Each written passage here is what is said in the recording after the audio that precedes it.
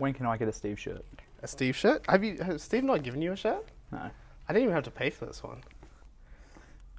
Like, if I change my stance on box squats, maybe I'll get a couple. Like, I actually have my next step. Oh, where's my bag? My bag's downstairs. I'm gonna wear my next step one after training to Perfect. coach. Hey guys, welcome to the Raw Barbell Club podcast. I'm your host, coach, and all-around good guy, Andy. This is, I guess, a co-host now. Co-host, like all-round bad guy. All-around bad guy. Yeah, he's Just the negative Nancy of Raw Barbell Club. Yeah, I would say I'm just not positive. It's more of a neutral net. Like, Have you noticed that Steve and I have been painting you in the negative light? absolutely. At Like the at gym? all times, like introduce it to an athlete. You're like, look, we're the fun guys. That's the not fun guy. And every time he's like, they're like, oh, can I go a bit heavier? I was like, look, I would love for you to go heavier, but like he over there, he doesn't want you to go heavier. That's what we do. And I'm just working out by myself. I'm not even coaching. I'm just working out on the other side. And just like, look, love for you guys to have fun and stuff, but the thing is, he doesn't want you to have fun. I'm such a dick. It's just like all the time. And the worst thing is, all the time people are like, oh man, like, then they'll be like hesitant to ask me if they could like change the program. Like, yeah, absolutely. Like, we'll just see what's going on. It's so funny because you're so accommodating. All the time. They're just You like, sat down with Greg for an hour talking about his program. it's just like even like they'll come up to me. I'm like, hey, like, what are you doing today? And they're like, oh yeah, I'm just gonna do this. I'm like, you can just tell me, like, if you're like I'm gonna do the program, but I'm in extreme pain and I don't think I can get through it. We can make changes. Like, this is. They're like, oh, it's feeling really good today. Can I go heavy? Of course you can. Like, have you done all your work? You're like, yeah. I'm like, go for it then. Yeah. But it's just like, it's fine. That's actually really funny. Okay, so wait, before we start, guys, first off, if you like this podcast, make sure you support it. Make sure you follow us on Instagram, Facebook, YouTube, Twitter, Snapchat, TikTok, whatever. We're putting up good content all of the time. Secondly, so that's just at Raw Barbell Club.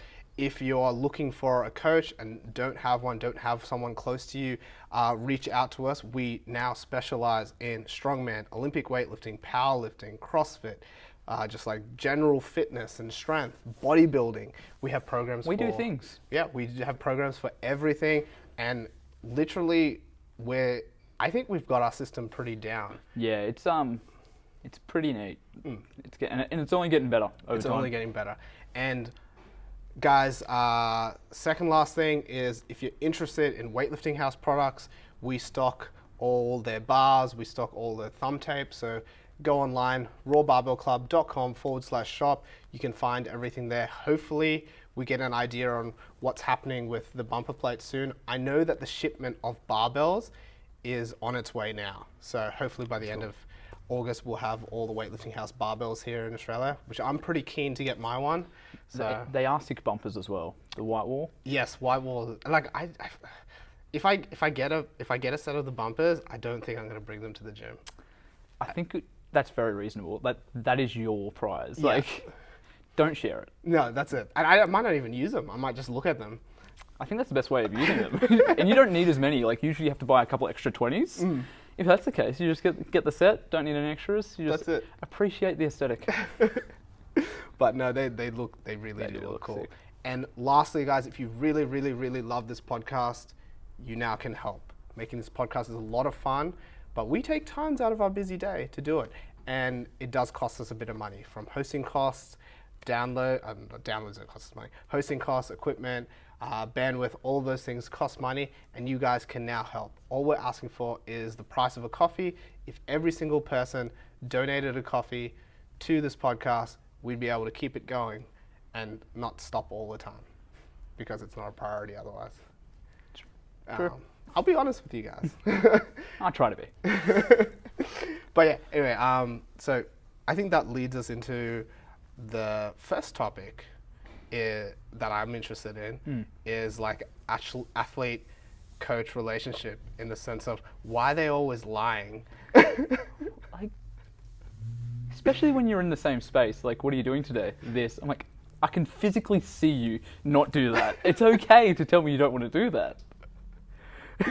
I don't know why they do that. It's like they're trying to please us so much. Yes, yeah, it's a different. I think it's a weird interaction because there's no other like coach sort of relationship, but you're sort of just trying to help them out at the same time. Yeah, like we're getting paid to help you be better. Yeah. But for us to do that, you need to be honest and just tell us what's up. Just even a little bit. Like when it comes to like your intentions, that's a massive one. Like what do you actually want to do? Don't give me the answer of what you think I want you to do. Like if you don't want to do that, I don't care. Like let's figure out what you want to do. And like then we can work things out. If you're just like, I want to get strong, but secretly you just really want to get jacked. Like you're like, oh yeah, I'm just going to do some like Olympic lifting movements for you. They're like, hey, show me. And then like every time I see you, like, I want to do some curls. And like, that's really what you want to do? That's sweet. That's like, JP. That's like, what JP used to be like. He's allowed to do curls and bench if he wants. Yeah, like, but then you can't tell me... You can't tell me you want to do CrossFit though. Yeah. You can't say, hey, main focus, CrossFit, we're going to get to the next level. But also, can I sneak in some buys and some bench press? It's just, it doesn't work. Well, it does, but it has to be taken into consideration and put, like, okay, this spot, we can do as much buys and chest as we want. Actually, a funny thing happened to me today. Go on. So I was recording at, the netball courts. Yep. So we were on the tab side of the netball, your side of the netball courts. And we're recording, and then Steve turns around, he's like, is that Jackson? And Jackson was walking to the pub. For all those that are listening, it's not that late right now. It is quite early still in the day, and it is not the end of the week either. I mean, to be fair, I hope I see him tonight now. No, he's going to be here tonight. Excellent. I threatened him. I was like, if you're not here at 4:30, like, I don't care if you have a couple of beers. Like, we'll just keep things light. We'll just do some pressing and stuff. We won't do some explosive, like, technical movements. The most important, he's a young kid. The most important thing is that he shows up. Just consistency. Just at that point, he's going to get gains if he just comes in here and does stuff. Yeah. The thing is, though, you have to come here and do stuff. Exactly. But I told him, I was like, if you're not here, I'm going to call you. And if you don't pick up, I'm going to come to the tab. We know where you are. Yeah, you're at the pub. I'm going to come to the pub, and I'm going to drag you back here. It's going to be like a reverse sort of thing. He's going to bring you in. Yeah. Hey, look, I'm not coaching tonight, guys. Could happen. That's equally an option. Like, just, yeah, you win this round, Jackson. Well played. Yeah, well played. He knew. He was walking past with Steve and Andy. I need to draw them in. Counterplay. Well played. So yeah, like, so there's and then I guess to go on further from what we're talking about with the athletes lying to us, there's the athletes lying to themselves. Yes. Yeah, well, I think the idea of, even for what that we've talked about previously about like doing everything or focusing, like lying to yourself and being like, hey, I want to be good at this, but really like you don't have any interest, that's only going to go so far of like trying to please a coach, which like, yeah, we're here to help you, and I'll give you like a thumbs up and maybe even a knuckles during this COVID safe situation, but like you're not letting me down if you like choose to do something else. Like if you're like, for me, if you don't do a sumo deadlift, it doesn't keep me up for that long at night, like maybe an hour. But I can fill that hour in with other things. It's okay. But after that hour, I'm sweet. I'm going to sleep. You're not really disappointing me that much, so you don't have to lie. What if you're lying to yourself about, like, you're in week 2 of a program and your squats just murdered you, and like, you know deep down as a coach that you did the wrong thing and your squats shouldn't have been that hard in week 2, but I'm going to counter it. This certain somebody put a plan in place that they knew was going to be death for 4 weeks to achieve a certain goal. They were well aware that they're going to be overshooting every week, and they were pretty much just like blunt forcing adaptation for 4 weeks straight. They knew they were going to be in pain, and they knew they were going to question their life like after each session. They haven't come to regret it yet, but they're well on their way. So what do you have to do next week? 136, so I've got to go off another 4. Oh, Do you know? Okay, so I actually have no problem with that. Like that's what This is I've me, done. by the way. That's been Sean's approach with my Yeah. squat as well. But I almost think that yesterday on that last set, you would have been better off re-racking, resetting, and then Yeah. stepping back out and doing it again. Only Yes. because of how bad it made you. Yeah, it shifted halfway shift through. you. Yeah. Yeah. Probably the case. That's like, I can admit, like, when you're halfway through a set, it's like 3 sets of 8. At some point, you're like, it's like 3 sets of 8. This is going to be hard. Okay, just like bite down and just get 8 reps Just done. grind Something. through it, Like when it says like you've got to get like, I've got a goal in mind, and I was just going to do. I wrote out the plan. Like, this is going to be tough, but the way it's done, it's doable. That being the case, I was willing to. So do you have 3 sets of 8 at 36? I'm going to drop back to two sets, and then 1 set for the final week. Oh, okay. So it'll be 3, 3, 2, 1. So next week you do 2? Yeah, Oh, okay. because That'll that be third more set was achievable. like, I was in a state afterwards. I've never been like. Well, I think you can do 3. I think you can do it in 4 sets, but do like 2 sets of 3 and then 2 sets of 8 and then 2 sets of 4. Yeah, that would be fine. But And that you're probably would have getting been the fine volume- yesterday as well. You're but- getting the volume in, but then you're also moving them with quality. Yeah, but at that point, there's a certain line, because then you just, okay, I'll just do 8 sets of 3, and Yeah. I'm in that range at all times, and we're not no Well, longer. I'm not saying okay. So think Yeah, of it I more understand. as I understand. not like think of it more as a cluster then Yeah, for that last set. Yeah, Just to I probably needed to that last one. just to make it better, so that you're not like. Yeah, I was like losing feeling in my hands and stuff like halfway through the Yeah, set. because you went from pushing up on the bar to pulling down on the bar. It was an interesting set. And look, they weren't that bad. Like I'm not. Yeah, it was. saying that It's you're- my shift that I get when I squat sometimes. Like we've talked about it. which causes knee problems. knee and problems. stuff, Yeah. So it is an issue, but again, it only became an issue on the last set when I was approaching death. Did you snatch yesterday? No, I could not. Did you do anything after? Oh no, you did lunges. Yeah, I did lunges after Why that. did you prioritize lunges over snatches? Because I physically couldn't have snatched. Like, I didn't have the mental fortitude to snatch. I did Are you snatching today? Yeah, I'll probably snatch Okay, today. you My have to legs snatch today. yeah, I will snatch today, but it was like my legs. Because this is exactly what we were just talking about. Yep. You told me one thing. Yeah.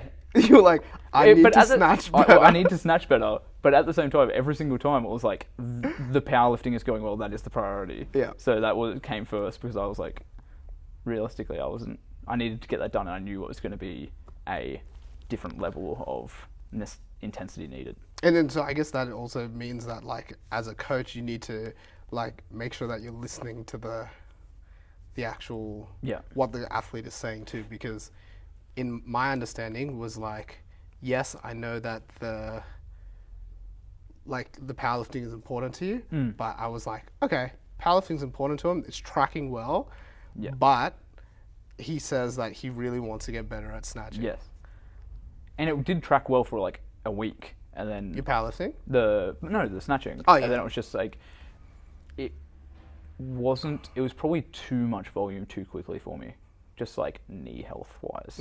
So then you should be doing an empty bar. Pretty much on Because you dial back. You need to do an empty bar, even 30 kilos, because you need to have the regularity with it. Yeah. High frequency, but it doesn't have to be like high low dosage. Yeah, for sure. That's interesting. Yeah. No, I'm just thinking about like I always wonder like I've matured Matured, over- maybe? matured as a coach over time, and I used to be really like, this is the way, this is how we do things. Yeah. And now I'm just like pretty chill. Like you didn't. I think there's times for each. So I've put a deadline on the squat. the big 200. No, the 140 for 8. Oh, 140. So, but like I've just like So wait, you're gonna hit this in 2 weeks. 2 weeks. Yeah. So I'll hit that for How come there's no deadline for this 250? the 250, because there is, but it's just like it's further down the line. Oh, yeah. It's three blocks. So that's fine. Next But block. just like bump it up over long. No, but it's got a deadline, but it's got more like, I'm here, there's 3 blocks, I'll get there approximately here. Where, as we talked about, it's like, you've done enough leg volume. I'm like, okay, this is the capstone to show that like this work is completed, then we're into the strength. So that's been like crystallized, and I'm like, okay, I was going to do one more. You're like, probably don't need one more. So that goal and capstone was move forward a block. So that's why the intensity is so much higher. Yeah. And I was mean. Like, I did also just be like, you've done enough volume. We're going to hybridize the cycle, and it's going to be half volume, half strength. I'm just like, you got doubles no, as my well. principles. But I got it, and I'm just like, maybe it wasn't enough time. But again, like, it's like in that midpoint, and that's like I need to learn is like the flexibility may be necessary sometimes as well. How important do you think like the volume sets are, or having like volume goals are, to what the actual goal of powerlifting is, which is like singles? Depends where you are in your development. Explain. Like, if you're early, very high. Like, very, very important from beginner to intermediate, more high level intermediate. Because if you don't develop enough musculature to fill out an appropriate level of musculature, you will quickly hit your ceiling when it comes to strength and neural adaptations. So just getting bigger is probably besides just strength work, which is potentiated by big muscles, like your muscle amount will be the cross-sectional volume. Yeah, pretty much that is like the indicator of like your potential, like your ceiling for certain lifts. So increasing that will lead to greater results in the future. So when you're younger or in your career, it is quite important to like fill out, get big, then get strong, so you have a greater potential in the future. So if you're like a bodybuilder and then you stay healthy and come over to powerlifting, you could probably just do strength work for an indeterminate amount of time until you cap that muscle you've developed out. But taking dedicated blocks of training for both would probably be the smarter approach when it comes to powerlifting, even when it comes to singles, because maximal strength is going to be your best friend, but then you need the neural adaptations for peaking and high intensity, but you can't do that too frequently. Any more stuff? Oh no, like I was just thinking to myself something that Caitlin said to me the other day after watching the box squat debate, and that was that you're a massive nerd. Yeah, definitely accurate. Okay. And also I don't have like, because I'm still new, I'm just always like, oh, I get to talk about this stuff now? Let's go. No, it's great. But what I was actually asking about, I get what you're talking about, but what I was actually talking about was like number goals. Number goals. So like you have like this 140 for 8 as a goal. Yep. Is that really, like, how important is that to Ones. moving the one? I think it's really important to in order to take your volume work seriously, because you have those numbers for 1s and your 3s, and then people do their off-season like bodybuilding stuff, and like when I first started, this was the case. I was like, oh, what work am I going to do my 8s at? Oh yeah, you just work up. To what? I'm working at 82% for my 3s, but we're just mucking around with that 8s and like higher rep ranges. And that's how people, for example, end up doing like sets of 10 at 100, but you could easily do a set of 20 at 100. It can be, and it's both ways. Yeah. They can do the set at 10 at 100, or they can do the 120 for 10, and it's either, that's why we talk about relative intensity. It's like, if you're like 100% relative intensity, which is just like, should I explain relative intensity? Yeah. So 1 rep at your max is 100%. I think that's pretty 1 rep max, you're given 100% of your effort. So that's 100% of your absolute intensity as well as relative intensity. But you can't, if that's the case, and you do a second rep, you can't do 100% again, because then it's physically impossible. You can't. One rep wouldn't be the case. It's not a 1 RF anymore.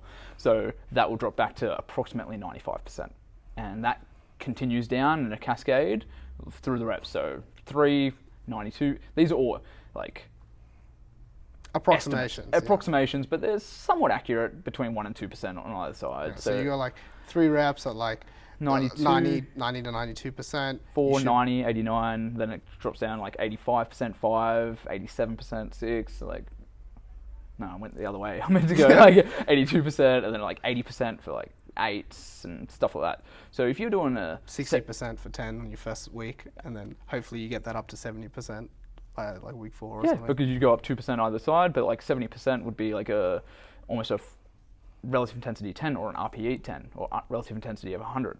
So if you're doing let's just say you're doing singles at 85%, that's 85%. But if you do your 8s at 76%, right? That's approximately like 92+ % relative intensity. So those 8s are like significantly harder than those 1s.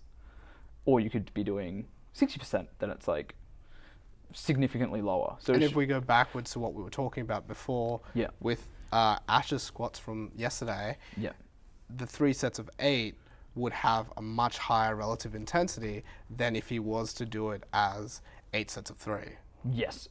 Even though it's the same weight. Definitely, it would be like that's literally the only difference between doing them. It would be. I checked the relative intensity yesterday. It was 102%. So it was 2% over RPE 10. Which is hard.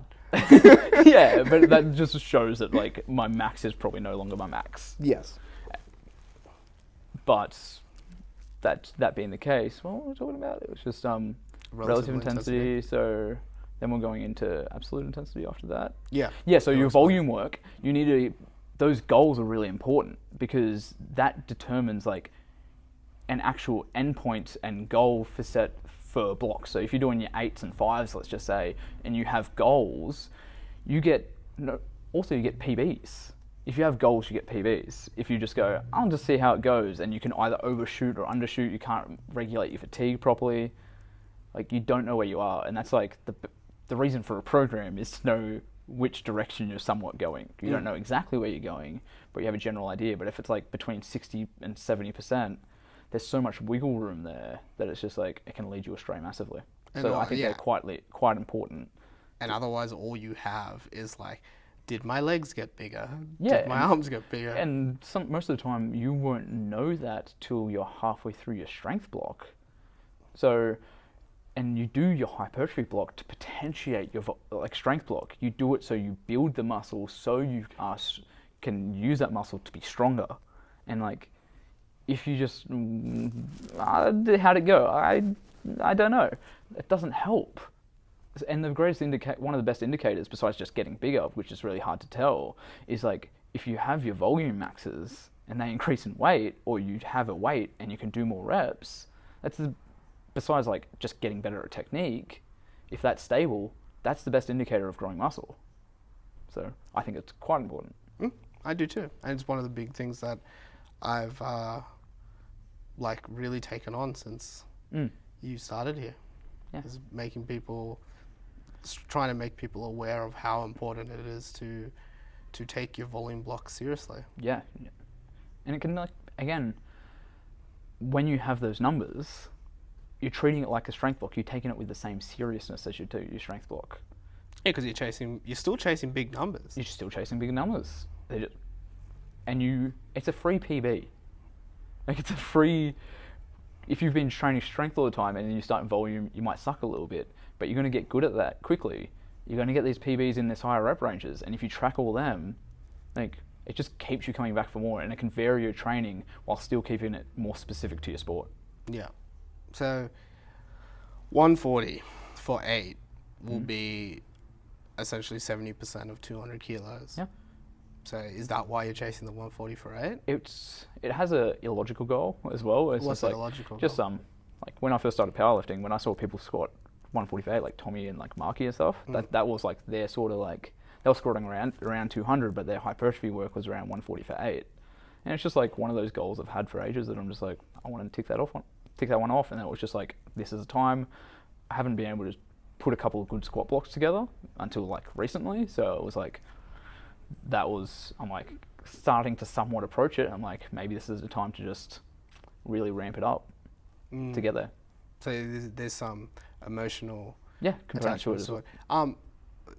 Can you talk a bit about of why squatting and being able to squat so often and stuff now is like pretty important to you? Is it because of like, past injuries where you weren't able to do it? Definitely. So that's why like it's the main priority at the moment. Well, for the last like 4 months since I've been able to like string like actual weight together. So not like recovery weights.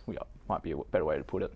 It's just like, for a long time he was squatting like 60, 80 kilos. Yeah, 60, 80 kilos, and then I would be like, okay, time to take a couple weeks off again. And then it's like, I'll do a bit of Olympic weightlifting, and it's like, I can do the snatch and clean and jerk, but I can't dedicate the volume to squatting to actually improve leg strength. So I'd be like working on technique, but I couldn't actually like build my squats up to actually use any leg strength.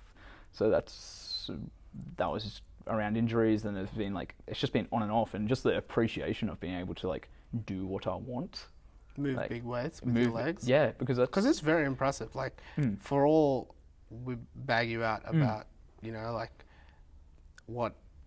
what you did yesterday. Yeah. Like it was very impressive to watch, and I'm pretty sure like all eyes, like even from the other side of the gym, all eyes were on. I mean, we were yelling too, but like all eyes were on you because that's some big weights to be moving for multiple sets. Yeah. Grinding it ass to grass. Yeah. Looking great. Yeah, so it's like, that's like, it's not why I do it, but it's like, even when I do it for my fans. I do it for those random people in the gym that walk in and they're like, I don't even know what's on there, but it looks hard. But like, even when I started like, first dallying in powerlifting, what I did was I squatted every day for like 3 months. As we all do. That's what I did. I was just like benching like a bro, and I deadlifted at like, I didn't deadlift. Like, I didn't deadlift at all. I was just like, this is too scary. Death is in the name. So, like, I was just sort of like a couple of, like, bodybuilding.com squat everyday things that have, like... Like Corey, what's his face? The lunge guy? I think it's the lunge guy, but it was I just read a couple of things on that, and I think it was also Greg Knuckles, like, Bulgarian method. Read that. That's actually a good ebook. Yeah, it's actually really good. I didn't follow that. But no, I'm just saying that ebook is a good ebook. It's a really good read, and it's like actually viable, and it's a good approach. It's like an intelligent approach to a somewhat unintelligent idea. Yeah. Like, let's not talk about the Bulgarian method. That could be another one. Yeah. So yeah, I squatted every day for 3 months, and like I started like 60 in a gym, and I got up to like 130 for a couple of reps. And that was like, strength is fun. And I sort of like started the journey, and not having that, like, not only squatting as 1/3 of like powerlifting and a large component of Olympic weightlifting, and not being able to do that was extremely frustrating for a very long period of time. And it was just being able to come back to it. And this is really the first milestone I've actually attempted to go for since being able to string some blocks together. Like, I haven't gone for maxes because I've just been doing volume, just building up capacity, and that's why this milestone's like pretty important. I think so too, and I'm so excited to see what you can do. I think I've got it. I'm pretty confident I've got it, but yesterday was rough. Well, if you can do what you did yesterday for just 2 more weeks. Yeah. I've got it. You've got it for sure. You can taper before you do it, or are you just going to hit it in week 4? I'm just hitting it in week 4. Yeah, sweet. And then... Because then it's just like, work. It's just deload, still work. Then strength. Triples and doubles? Yeah, I think I'm going to do like...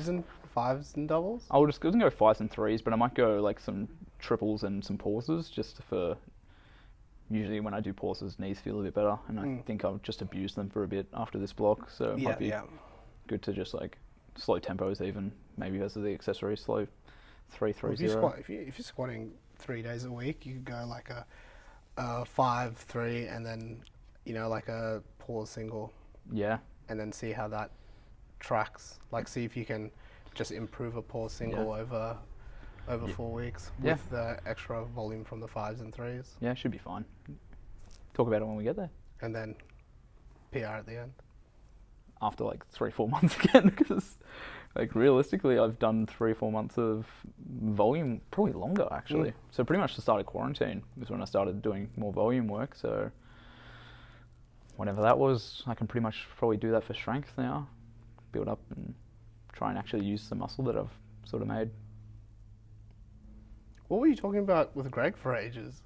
The program. The program and like sort of the background and like thought of where it's heading. Oh, yeah, as well as the adjustment of people's, like the athletic profile. Ah, yeah. So the future of it. Yeah, Greg loves XL. Yeah. As I said, I think that's why he was like, we chatted and I was like, another person that's so excited about this, I'm in. This last set of close grip bench can... Did you not? Oh, your bench? Yeah. Oh, what do you think about benching where you were benching yesterday? I did not like it at all. My legs couldn't get to the ground. It's a ridiculous bench. I don't get it. I don't get why it would be so tapered like out at the bottom when you need to like put your legs on the ground. And then just like put the bars out in front so you're like, your knees are raised. It's so dumb. And really, that would be the perfect place to put a proper bench. A proper bench, yeah. Competition bench. So. And like even like you've got, I don't see many people use it for incline. And you can get like a decent bench that has incline options as well. Just one that's not like 40 centimeters across at your legs. Yeah.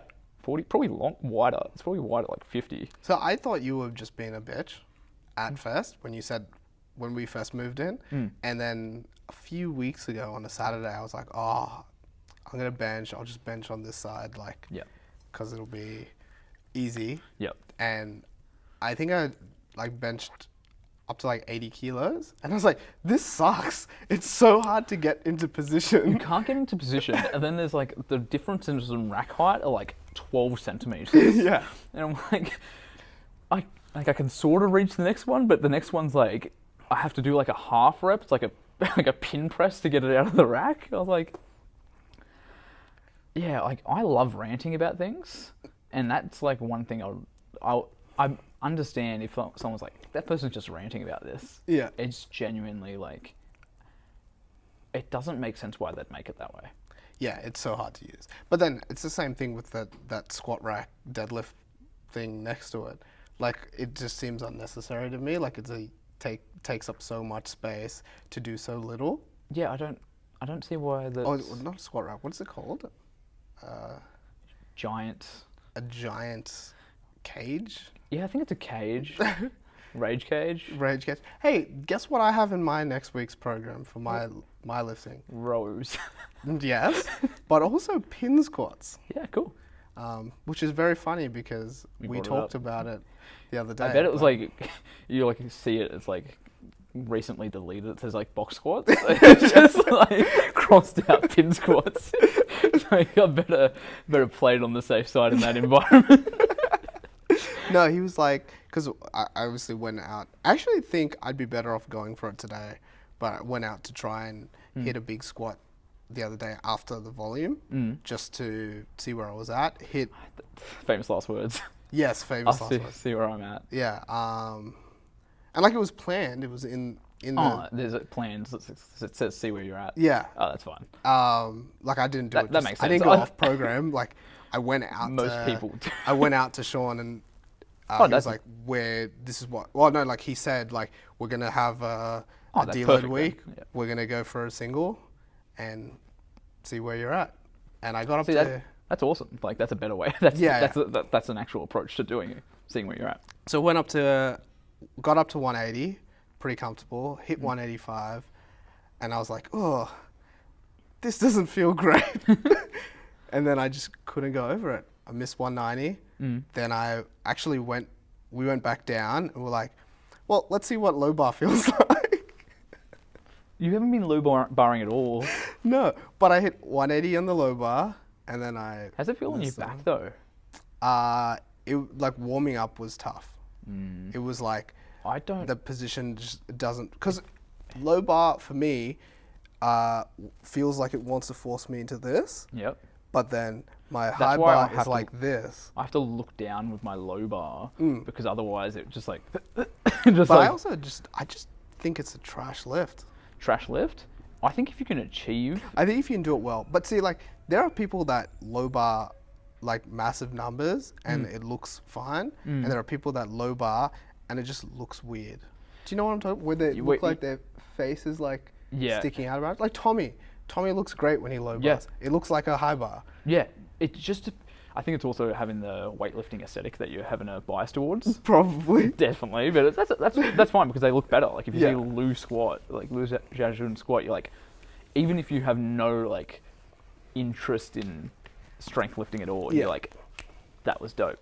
But like you see like a starting strength style squat and That's the one I hate. yeah, I don't like it either. It looks so bad. I think the low bar and high bar shouldn't look too different between the same athlete. Like maybe slightly shorten range of motion and like obviously lower on the back and maybe your hips go back a bit further, less knee travel. But like feet position, like Should be pretty similar. it should be pretty similar squat. Actually, Yannick has a nice-ish low bar. I think I saw it. It looked alright. What he's been hitting lately. But, you know, like low bar, just like sumo, it's cheating. I think it's worse. No,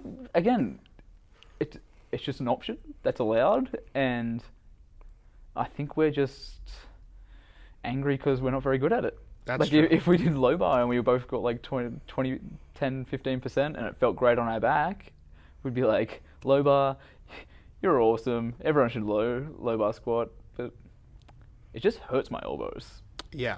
So my elbows are fine. It's actually what I worry about is my back. The weight on my back. So that's why you're just like, I remember we were talking about it. You're like, oh yeah, you can just like chuck it in. Like when you get close to a competition, I'm like, I'm gonna need a month of just loading it on my back. So that just pain goes away. So I think because I've done so much yoke and stuff, yeah, you'll be that fine with it. I'm It's like, like, I can throw those things, and because I'm 50% of like, a yoke. Then Yeah. like, this is fine. and like it's like technically like the change isn't that different for me as well, because like I can good morning my high bar squat, so it's actually easier to good morning the low bar squat. Yeah, because like my back's pretty strong, considering. And Yeah, but it's got to be strong in a the good right morning. ways. It can't be strong as like an RDL. It's very different. It's weird. Yeah, like you can RDL, you know, like 200 kilos, It's not the same. but can you good morning 100 kilos Probably not. for reps? Like that's a strange level of weird Nonsense. nonsense, that unnecessary strength. Yeah, especially because like when you're doing like good mornings that heavy, are you feeling it anywhere, or are you just feeling it in your soul? Like, it's not a high. I don't do it. I do it as a joke to just because it's something that I've always been good at. Like I have nothing to say about I could that. probably walk up to an empty bar. Sorry, not empty bar. A I bar think we all loaded could with do it. 120 kilos and just like Good morning. good morning it without. I killing can't do a myself. bar. I'm that broken. Was it you guys that were telling me off the other day for warming up my squats with good mornings? You're like, stop it. Yeah, because you didn't even squat. That's why. Yeah, because I remember you saying it. You're like, yeah, I'm using like. Yeah, that's what it was. You were front squatting I was front to squatting, use yeah. your quads, and then you went to do good mornings. Then you did your squats. I'm like, I don't. He's like, I'm gonna prime my squat, like my quads. Then I'm gonna prime my good morning, so I know what position I want to be in before I do my squats. All right. I ain't got nothing against it. Actually, I do. That's silly. Sometimes, you know, athletes do the dumb things. You can be the best coach in the world and just, like, that woke me up. I was like, okay, I'll do the good mornings first and then the front squat second. And then the regular. Just like, if you were just, but that's the thing as well, like, if you said, I just like doing it, I'm like, you do you, Andy, love your work. Yeah, like, it's just the... makes me feel better. If that's a perfectly fine justification for anything. When it comes to all these things, if someone's just like, hey, why are you doing that? It's like, I just really like it, man. I'm like, cool. Like, you're absolutely allowed to just do dumb stuff because you're like, you think it makes it better. As long as it's like, doesn't like isn't extremely dumb and isn't risking injury. It's like if you're just doing good mornings before your squats, you're like, It's an empty bar. It's not like I'm not. let's face it, you wanted to chuck some weight I on didn't there. want You're to, just but I like, didn't. you just knew that because I was there. But like, if that's the reasoning, that's sweet. But it's the fact that you say, hey man, I just want to activate my quads first. Yeah, I did say that. I do warm up back squat. Like I'll go up to 100 kilos with front squats before I switch to back squats, and that really does improve my squat technique. Because otherwise I do have a tendency to... Good morning. Good morning. Yeah. I think I've gotten better at it though. I haven't experienced your proper good morning squats as a thing, so... I'm going to show you after this podcast how bad it used to be. Good. Like really bad. Yeah. Like, I'm trying to think how much I can like good morning now. Like, probably not much. You can test it today. I'm sure your back's fine after all this. I got deadlifts today as well. Good deadlifts today. I'm like, yes, time to max out my good morning. After saying all this. Yeah, it'll be like conjugate, you know, like every third week you max out your good morning, and that's your kind of like your deload. But when it comes to that, you can't like, you want to confuse the muscle, so you can't do the same sort of good morning every time. So you It's go like wide stance. You go wide seated. stance, closed stance, seated good morning. I guess that's Have fine. you ever done seated good mornings? I have done it. I liked it for a stretch. I didn't like. They're really hard. Yeah, they are, but I like it for a stretch, especially to open it up. Yeah, but you need to max it out. True, but I'd only do that every 3 weeks, and I'd only do it with change, because otherwise the strength curve is different. So I don't think it would have enough carryover to all my other lifts. But you can do it as your speed work. You're right, but I think like standing would have like too detrimental effect on your squat. So you'd have to only do. Yeah, it's too similar. So you'd just be like the muscle would not be confused. Therefore, you're like reducing your capability of making gains. So what you want to do is only seated good morning speed work, but to ensure speed work, make sure there's bands, both up and down. You mean reverse banded and regular banded, so it negates the bands in the first No, place? you've got to be speed, like fast both ways. Oh, that way. yeah. It doesn't negate anything. You need overspeed eccentrics and overspeed concentrics. Yes. I want you to like have the bands there, but one person holds one band off as you do one to overspeed, drop it, switch, go back again. Yeah. You know what is like this? We're getting silly now because we're tired probably, but I've been serious about Westside every time I've talked about it. But how important, like how much do you get out of like a bench shirt or a squat suit or whatever? Depends how much, like How many pliers? definitely it depends how many pliers it is. Depends how good you are with it. Because like that's the idea of overspeed eccentrics, is that you're shoving yourself into that hole to get more out of that. But like, does it work that way? What would work probably better is if you actually just put a bench shirt on. Yeah. Yeah, like a lot of these like, oh, you could, it mimics the shirt and the suit, and like you could put a suit on. Is it that uncomfortable to put the suit on? I think it is pretty uncomfortable. But again, like, I don't really want to like do a poop on Westside right now. But if you get good at using a shirt, and like people bench 450, is it 450 kilos? I know it's over 1,000 pounds is the highest bench. Like with a shirt, I think that's single ply. I'm not sure what the multiply is, but the best bench is what 340 something kilos raw. So it's like that's almost a 50% difference between. So you can get a lot out of it. Especially a single ply bench shirt, you can get as soon as a bench shirt goes on, it adds a bit, especially multiply bench shirt. But then it's not that similar to a regular raw bench. Yeah. It's quite different. So yeah, that's what I would tell people as well. Is like, if you are interested in geared powerlifting, don't come to us because we don't know anything. We don't know anything about it. Raw powerlifting, that's easy. Yeah, but it just gets raw. Yeah, exactly. It has actually carry over to other things. You're like, it is like if you're doing geared powerlifting, the only thing that's sort of similar is raw powerlifting, and then it's not that like it's only similar to an nth degree. Like where powerlifting raw, you can be like, a squat. I've seen a squat like that with every other type of exercise you do. Where I don't really want to crap on equipped lifting. That can be another podcast. It is Alright. its own niche, and it's interesting. So while Negative Nancy over here, Neutral Nancy. Negative Nancy hates on West Side and everyone, and means that one day I'll never ever be able to talk to Louis Simmons, my hero, Lord and Savior. I think Lord and Savior is more accurate than hero. A fallen I angel. started watching Lucifer, My maybe. Hero Academia again. Yeah, again. Mm. Not bad. Anyway, A lot of the characters are odd. they are. They named it quirks for a reason, because and then they all have all their character traits are also quirks. Like they have no personality, they just have quirks. Yes, that is their character trait. Yeah, and it is. I realized why I stopped watching it as well. I just want it to be One Punch Man, but it is not. I could watch it if it was just All Might, like Fighting. yeah, just a reel, just like a sports reel, like a highlight reel of just All Might. I could just watch that. Yes, I can see that. Though I did watch. I watched a clip of Bakugo and Midoriya like sharing. I saw that come up, and I One was for all? like, I need to get And back into it to know the context. That was a cool. I don't know the context. I just watched the fight, and it was a badass fight. Because I'm a sucker for fight scenes. Like I grew up on Dragon Ball Z. Yeah, I'm a big fan. Best anime fight scenes? Oh, bro. Do you reckon Dragon Ball? No. What do you think it is? Wait, no. Let me think. Let me form an opinion. Let's go through a couple that are good.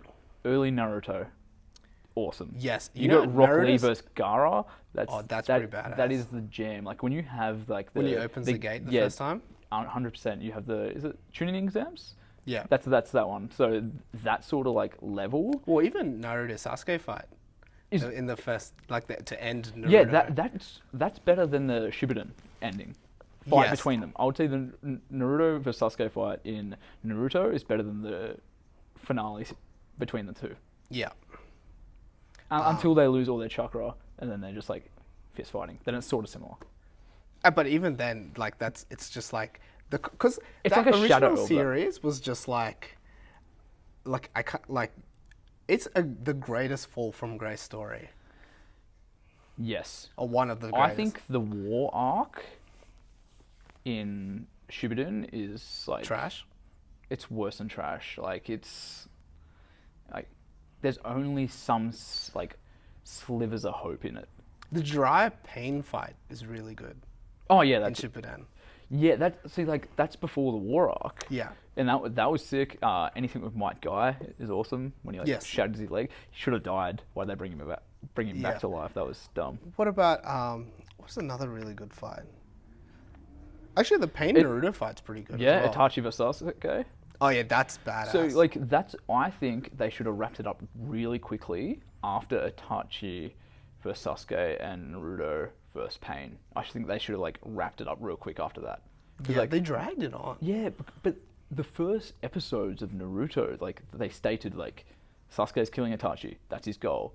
Like Naruto get acknowledged by the Leaf Village and become Hokage. He did that in the Pain fight. Sasuke killed Itachi. Done. Yeah, wipe your hands, wash your hands. Yeah, of it. just wrap it up. Yeah, but it's just like shonen, they just keep wanting you to make stuff. They just keep on bringing it. Like, what's any mention of a character that we've had in the past? Let's resurrect them. It's just like, okay. That gets actually Bleach has some really good fights. Yeah, the first like The is it Kenpachi? yeah, the Anything Kenpachi with- fight. Is awesome, and then when he comes back a bit bit later, Because they're he beca- remaking them. I mean, they're making new Bleach now. yeah, right? yeah. Apparently, it had a massive fall from grace. So I pretty much just looked up online. I'm like, what are the good arcs to watch? Watch them, and then just left from there. Yeah, because what's another one? The Ichigo versus Rukia's brother. What's his name? Yeah, I know the one though. Yeah, that's a good fight. That's a good fight. So I when he think first gets the hollow mask and it like appears on his chest and stuff. that's awesome. So my theory on like fights like that, power should be irrelevant. It should be access to powers. So that's why Gaara versus Rock Lee is cool, because it's like a matchup between two different, where Dragon Ball Z just becomes really lame really quickly because it's like, who's stronger? Pew, pew, pew, pew, pew, pew, Yeah, just like it has the little things, and it's like my level's here, your level's here. But if you get to here, you win. Yes. But then it's like if you have. But then like, you also don't want it to be like nerfing. Like that's what happens in My Hero is that like, you know, really Midoriya can win any fight. Yes. But like, can he sustain the damage? But like, they just nerf him to do that. Yeah. Does that make sense? That makes sense, but that's a useful way of using a nerf. Like that's a magic system. Yes. You need to have consequences of the magic to like ground it. Well, Dragon Ball Z doesn't have that. Exactly. That's why that's a Superman issue. Yeah. It's power creep. So that's why everything with Superman is boring unless the consequences are like moral consequences. Yeah, existential consequences. Yes. Like he can't have a threat because he's the greatest. He can't have a physical threat. Physical threat. He can only have threats to people around him. Yeah. Which is also silly because. But then you're like, you have the empathy with the main character. That's how you create a story. But then you have to double down on it. But that's also why Death of Superman was such a big deal when it was released. Exactly. So that just proves the point though, because it's like it went against the grain of the story, and that's what made it good rather than. And that's what makes Batman so great. Exactly. Because he's always the underdog. Yeah. Which is weird. Like he's always the underdog, but that wins every time. Wins every time by some bullshit. Most of the time, he's like, "I'm prepared for this 3 weeks ago." It's like we didn't know about it. He's like, "I just looked ahead." Like, okay, I can see the future. It's like you're a man because I'm Batman. It's like, because why can you see into the future? It's like I don't know. My parents got killed. It's just like I guess that's what. Martha. It's just like. I guess that's a power. Just like grief. Well, that's what's getting you through your squats, so. It works.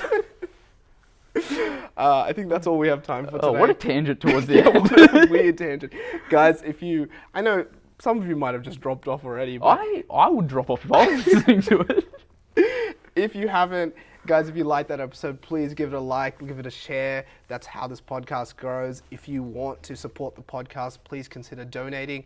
Any amount will do. All we ask for is the price of a coffee. You can help this podcast live a long and happy life.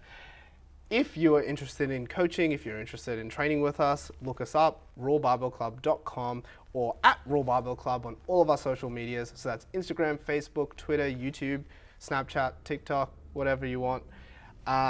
You can follow Ash at Next Step Strength, and you can follow me at Train with Andy on Instagram. Guys, I hope you have a great day, and I'll see you next week.